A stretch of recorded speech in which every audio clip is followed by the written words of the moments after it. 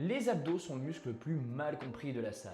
Ces 6 mythes te font encore perdre ton temps. Premier mythe, les crunchs font des abdos. Les crunchs travaillent ton grand droit en flexion. Ils ne brûlent pas de graisse abdominale. La perte de graisse localisée n'existe pas et ça, la science l'a prouvé depuis des années. Les crunchs peuvent sculpter le muscle sous la graisse, mais s'il y a encore de la graisse, tu ne verras rien.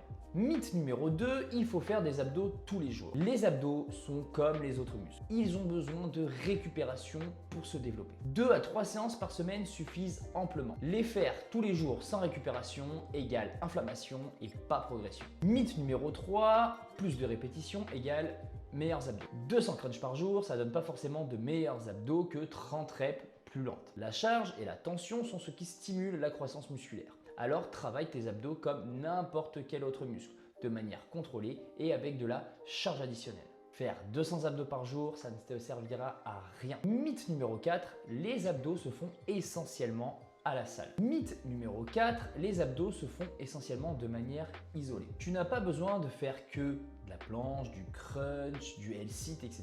pour travailler tes abdos. Si tu fais des exercices comme du squat, du soulevé de terre, tes abdos sont fortement sollicités et surtout ton gainage. Mythe numéro 5, un régime suffit pour les abdos.